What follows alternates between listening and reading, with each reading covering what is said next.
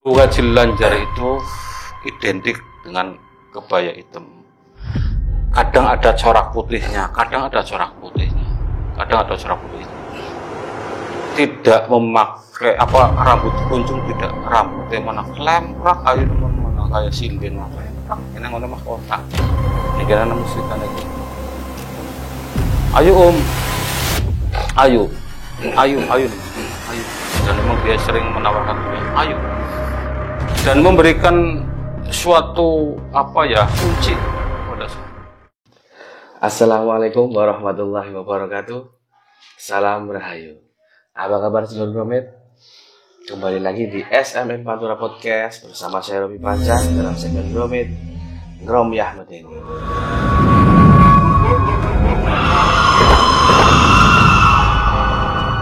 Oke, seperti biasanya kali ini akan ada narasumber yang akan berbagi kisah modernnya di sini. Namun sebelum narasumber kita berbagi kisah modernnya di sini, saya tidak lupa ingin mengingatkan. Konon kabarnya kalau kita bercerita, mendengar atau membaca kisah modern, mereka akan tertarik dan ikut mendekat bersama kita. Namun sedulur Bromit tidak usah takut.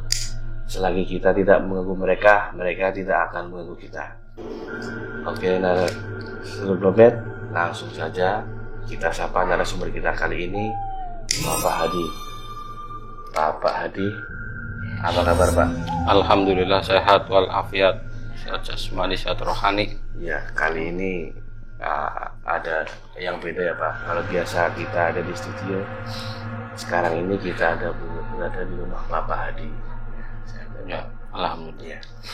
Nanti ada kisah apa ini Pak Hadi yang akan disampaikan? Terkait apa? Saya akan menceritakan terkait pengalaman saya pertama ketemu dengan para penguasa Laut Utara, terkait Ibu Hajah Wajil Lanjar, Dimas Rantang Sari, juga Kanjeng Ratu Nyai Warwati. Oke, Bapak Hadi, sebelum Bapak Hadi berbagi kisah modernnya, jangan lupa untuk subscribe, like, komen, dan share sebanyak-banyaknya. Oke, langsung saja Bapak Hadi akan menceritakan kisah modernnya. Silakan Pak Hadi. Jadi begini Pak, suatu ketika awal perkenalan saya dengan Bu Hajah Lanjar dan Nyai Mas Rantang Sari, juga sama Kanjeng Ratu Nyai Warwati, itu siluman bahaya. Ini awal cerita. Pertama kegiatan saya tiap malam ini bakar seperti ini Pak. Ini bakar ukuk, ini kegiatan saya tiap malam. Ya, tiap malam suka dengan bakar ukuk wangi-wangian. Saya duduk hampir tiap malam saya bakar seperti ini, hampir tiap malam. Saya duduk di teras rumah,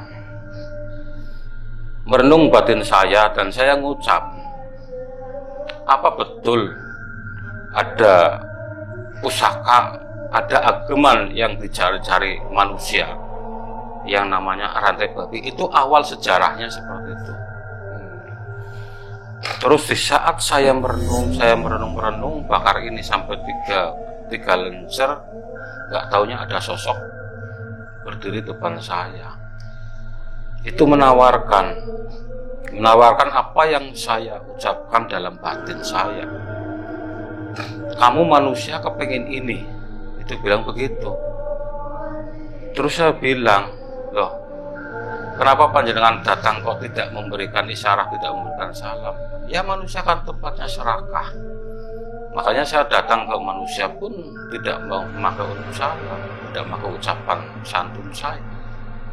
Karena saya tahu bahwa di batin manusia adanya kebutuhan dunia, nafsu dunia. Itu seperti itu. Terus memberikan itu saya tolak.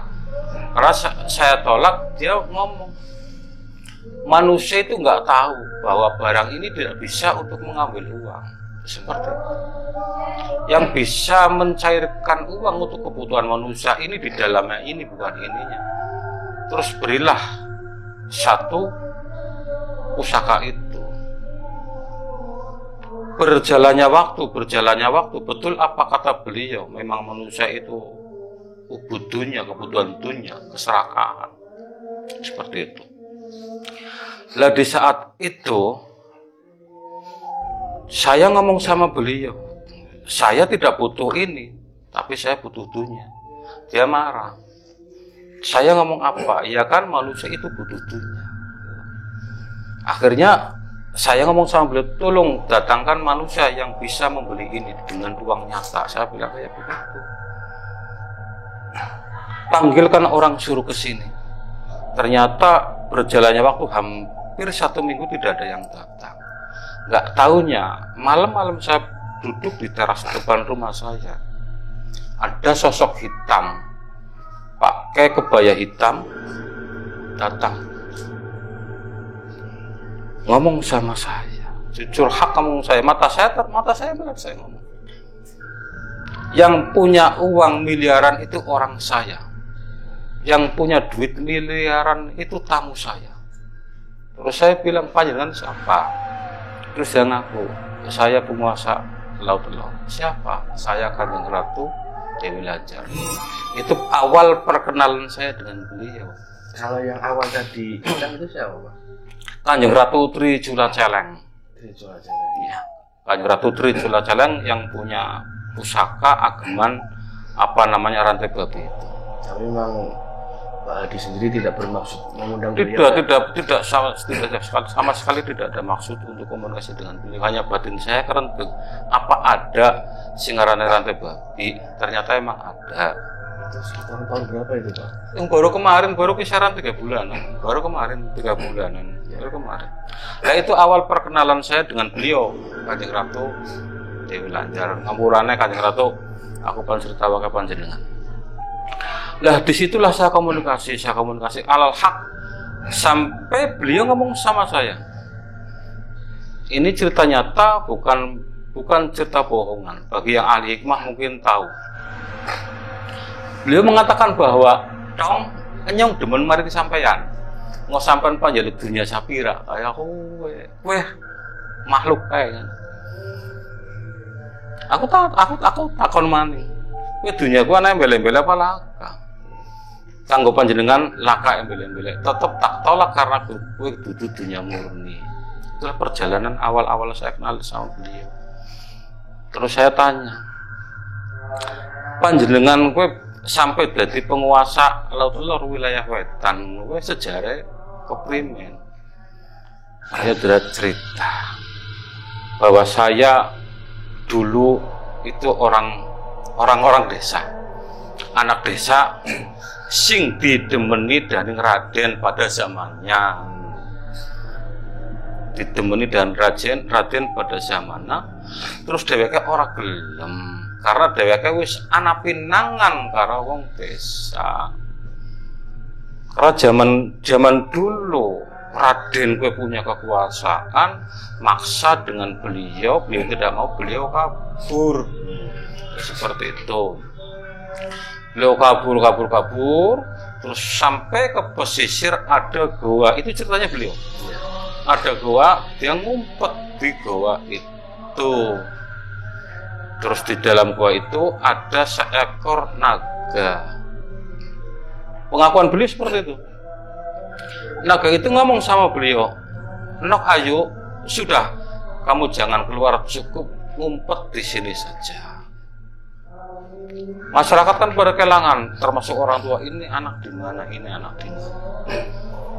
Sekian lama karena ngumpet di gua tidak sabar, dia keluar. Akhirnya ketahuan sama pasukannya Raden pada kala itu. Terus dia disiksa, dia lolos, lari lagi. Terus dicawel, bahasa cawel kayak apa? Bahasa cawel ditarik sama naga itu. Udah saja. Karena dia mau bunuh diri. Udah kamu di sini, kamu tetap di sini. Di goa yang tadi. Tetap dengan berjalannya waktu, lah ujung nggak taunya dia musuh. Hilang. Kembali menjadi makhluk seperti itu. Makanya ngapurane bahwa beliau anak angkat kaumnya beliau menjadi anak angkat oleh Ibu Ratu itu. Ternyata naga itu utusan dari Kanjeng Ibu Ratu itu. Seperti itu. Itu naga itu ternyata beliau utusan dari beliau Kanjeng Ibu Ratu Kidul, karena Ibu Ratu Kidul tahu bahwa perempuan yang saat ini namanya Lanjar itu hatinya mulia. Terus sayangnya setelah dia menjadi punya kekuasaan menjadi ratu di alam sana, dia punya sifat yang serakah. Karena punya sifat dendam sama manusia-manusia yang dulu nganiaya. Sampai hari ini punya sifat serakah. Mulanya sering ngiming-ngimingi dunia. Menambah kesaktian karena intinya dia balas dendam maring manusia sing nganiaya. Cuman itu tadi namanya beliau makhluk kayak beliau kan tidak ada welas asih. Anane kur nafsu serakah. Bagaimana caranya manusia menjadi kaum saya? Maka ngiming-ngimingi dunia. Itu sampai hari ini seperti itu. Makanya dikocok bahwa Haji Lanjar itu ya gudangnya dunia. Tapi dunia sing anak resiko. Dunia anak tumbale, dunia anak efek sampingnya. Walaupun Haji Lanjar pernah menyampaikan ke saya bahwa saya pun masih punya harta yang tidak ada efek sampingnya. Tapi untuk manusia khusus yang benar-benar saya asihi. Contoh dan mari yang dean karena saya sempat dengan mari aku tak tolak. Ya, enak menusa. Dari awal kan jenengan bilang kan Dewi Lanjar itu suka sama Pak Hadi. Itu yang membuat Dewi Lanjar suka itu apa itu, Pak? Ya mungkin ngapurannya, mungkin karena saya sering wasilah sama beliau. Karena anggap bahwa beliau makhluk Gusti Allah. Pribadinya aku kirim ke Fatihah mari sahabat wong edan petak Fatihah aku mani beliau makhluk Gusti Allah. Itu prinsipnya aku. Memberikan hadiah Fatihah kepada siapapun. Orang muni deleng ke bangsa makhluk apa. Karena beliau sejatinya dulu juga manusia yang teraniaya. Saya kirim Fatihah, akhirnya beliau menyampaikan ke saya bahwa aku senang karo Tuhan, cuman aku orang belum. Bisanya kenapa beliau senang sama saya? Yang waktu enggak pusaka cilik mustika. Mustika aku perintah maring kaya siarane kaya si terjulat celeng. Mana ngerkon bener-bener dadi makhluk sing hebat tundang nawong kon meneh kon tuku barang aku pusaka aku kon. Ya enggak taunya enggak ada yang mampu untuk beli pusaka aku. Ternyata celeng trijulat celeng orang mampu enggak waku wong. Nah, datanglah Haji Lanjar sini sing duit miliaran ke tamune aku. Angger seneng aku diterima, maka wong aku pan meneh ngai duit samene tuku mustikane kon bahasane seperti itu. Bahasane Haji Lanjar. Haji Lanjar. Kalau sosok Dewi Lanjar tersebut itu seperti apa, Pak? Haji Lanjar itu identik dengan kebaya hitam. Kadang ada corak putihnya. Tidak memakai rambut kuncung, tidak, rambutnya mana klemprak kayak mana kayak sinden mah klemprak. Ini ngono mah kota. Ini kan musyrikane iki. Ayo teman. Dan memang dia sering menawarkan dunia. Ayo. Dan memberikan suatu kunci kepada saya. Ketong pokoknya panjeluk dunia gak kemana kuncinya kon sampai ngomong ayo sampai bicara seperti itu.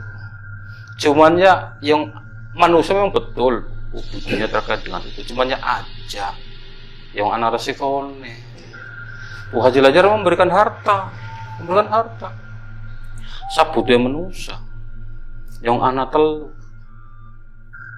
kan ijolan karo anak pan ijolan karo akeh dewek, pan ijolan karo wong tua. Ana telu. Yen dingawe wadone kadang ora gelem.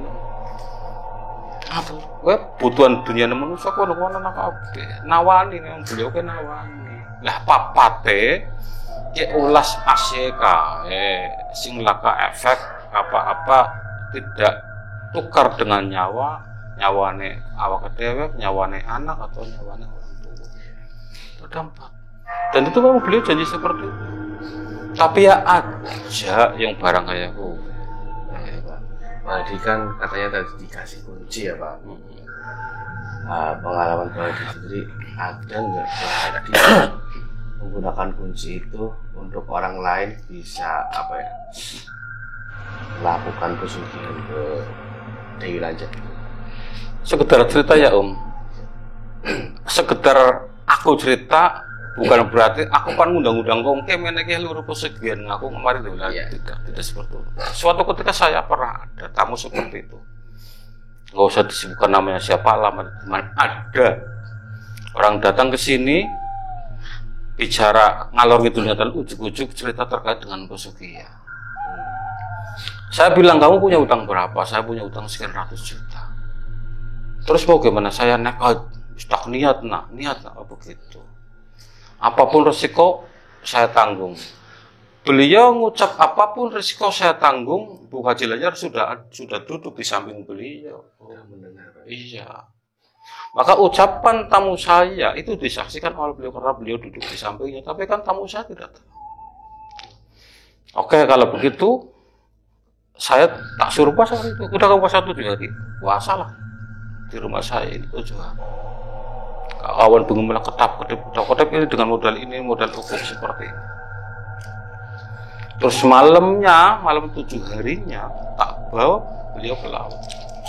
Orang tak bawa ke laut. Wasilah dengan 1 meter kain mori putih tak lemparkan di pasir, terus saya ambil daun pisang lutuk cara wong biasa ke gedang lutuk takut papas kudungnya tak letak dengan ini. Saya buka kunci, terus tak suruh duduk, tak kasih ini. Saya buka kunci. Assalamualaikum pada beliau. Terus ini Bu, tamu aku pan ketemu mari karo panjenengan. Monggo itu hak panjenengan terkait karo tamu aku. Terus terus seperti itu. Terus nggak taunya saya nunggu kisaran 500 meter. Nggak taunya jam 4:30 subuh dia datang ke saya. Gimana? Alhamdulillah ketemu. Saya bilang, ketemunya apa? Bentuknya apa?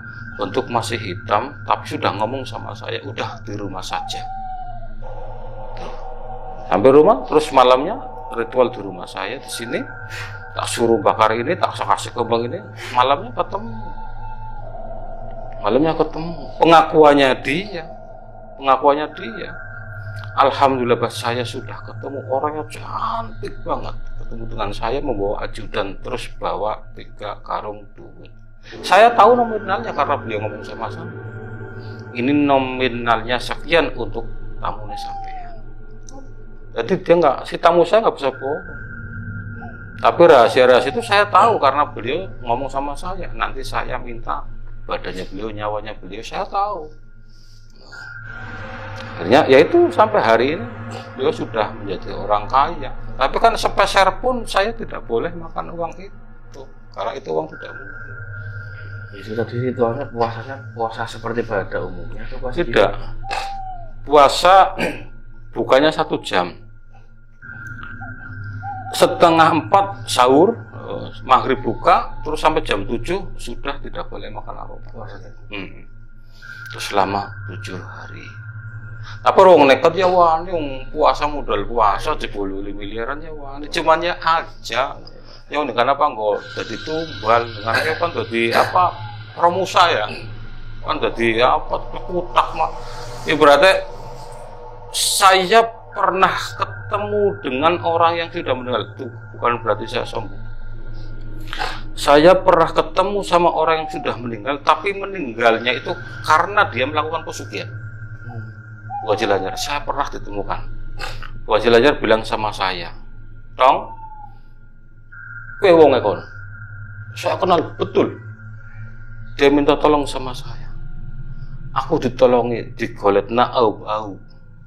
Karena beliau di sana benar-benar disiksa, wongnya udah kelambi, celananya pendek, nyekala sekop, uang na pasir mana buang, kok jebule pasirnya numpuk maning, mana pasir akeh maning, sampai jaluk kulung, Mas tolong aku digolet, aku merket ke cerita kayak, Mas tolong aku digolet na bau, karena emang lah kau bau, Lah buka jelajah apa? Aja pan belih kowe kanggo arsikone dhewek oleh-oleh manusia serakah dunia. Itu seperti itu. Saya kenal betul orang sangat betul di sana disiksa masuk. Tapi kalau kayak gitu sebenarnya memang bisa dikembalikan lagi atau enggak sih Pak? Tidak bisa Om. Kecuali ilmu Kanjeng Sunan Kalijaga wallahu bisa. Karena hanya beliau yang bisa menundukkan para beliau. Kalau Kanjeng Sunan Kalijaga konon anggar wong sing wis digawak mana kae bisa ditarik mana. Wong pandiloro Jepang kuwi bisa ditangkas anggar ilmu Kanjeng Sunan Kalijaga. Wong saiki tan mangane bebar. Mana benampo ilmu kaya aku kan delok ora. Wong saiki kur gede ngomong tok yakin karo wong saiki. Makasih udah ilmu Kanjeng Sunan Kalijaga pengakuan nyung ilmu Kanjeng. Tanya pengakuan manusia mongko sah-sah bae, tapi pongon ngenduweni ilmu Kanjeng Sunan Kalijaga wong saiki belum nganti. Tak angsu ilmu nang ora ana temenan. Engko pengin. Memang banyak yang seperti itu ya Pak? Iya, ada. Bahwa dunia ijol-ijolan karo nyawa manusia kayak karena aku menyaksikan di saat wong sing wis sejati nang jare manusia umum ki mati ternyata ana ning alam kana. Aku weru dhewek wong. Tapi memang itu sebenarnya apa?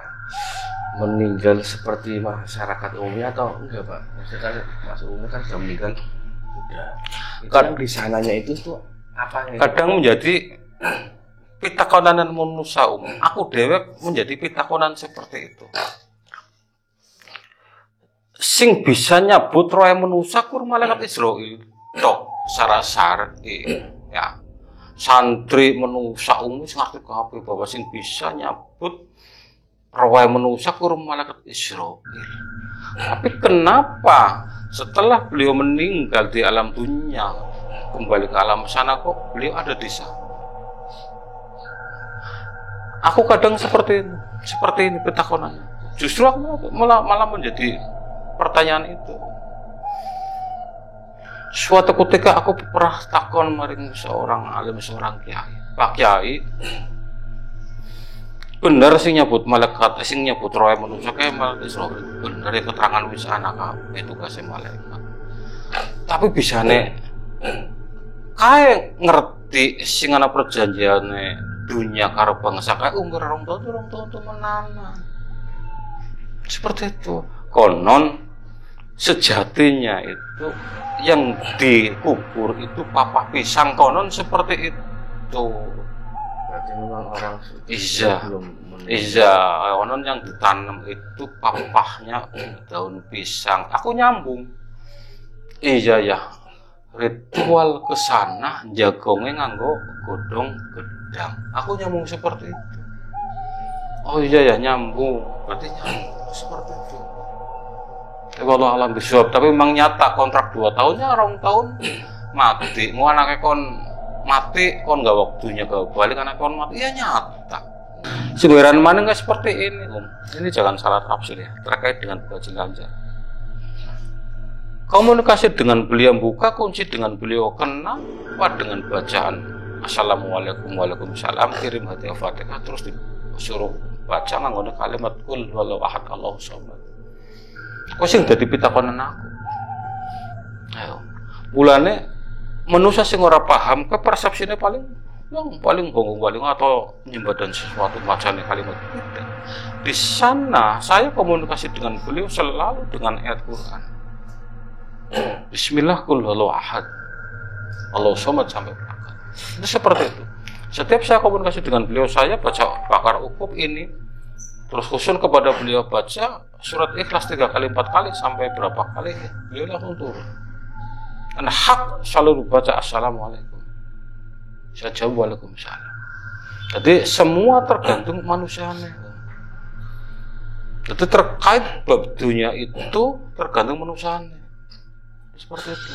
Karena benar ngomong beliau, keserakahan manusia ke tempatnya serakah.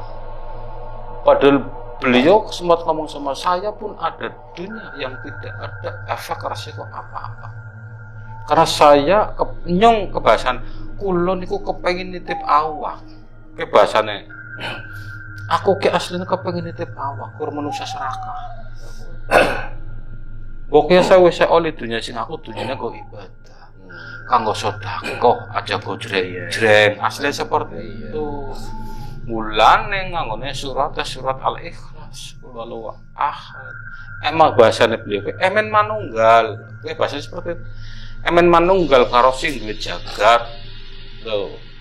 Emen balik maring alam Gusti Allah ning kana keslamet kabeh nyong melu sampean. Maksudnya kaya kowe. Si kajelanjar kok nyong melu sampean besok ning alam kana.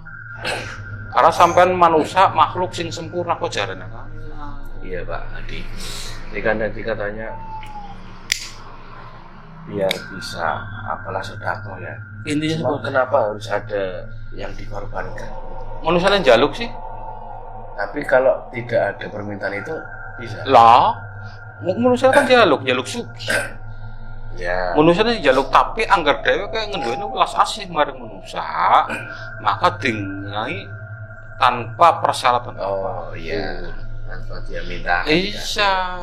Ora aku nganjur kedudungan jurang sile ngai saran sing gugu ya monggo tapi gugu ya insyaallah akhirnya udah monggo kirim ke Fatihah maring para beli. Ya Pak Hadi, ini kan dari jenengan di awal bilang Nyai Hajah Dewi Lanjar. Iya. Itu berarti kan beliau muslim. Muslim, jelas muslim. Itu gelar hajah itu didapat dari mana Pak? Caranya gimana Pak? Gelar hajah itu setelah beliau di sana. Bahwa beliau muslim punya sejarah sendiri, bisa berangkat haji ke sana dengan keilmunya sendiri, bisa dengan apa istilah maring melaku melalui ilmu dewek, melaku perjalanan melalui wasilah dewek, beliau sampai ke tanah Aram sana. Ternyata beliau bawa aku ke wis kaji. Arana aku walau bisop, tapi pengakuan maring aku ke arana Hajah Khadijah, ke ngaku maring Hajah Khadijah, ke ngaku maring aku arane Hajah Khadijah. Beliau itu berhaji dengan sosoknya yang seperti itu atau menyerupai manusia Pak? Jelas setelah ke sana pasti menyerupai manusia. Itu jelas. Itu jelas menyerupai manusia. Itu jelas menyerupai manusia. Jelas. Tapi berangkatnya ke sana apa ikut kloter bersih? Oh tidak tahu ya. Tidak lah apa maning sebangsa beliau ya. Yang sebangsa wong sing mangane nambah bae esiana sing duwe ilmu kaya kowe ujug-ujug wis ana ning kana.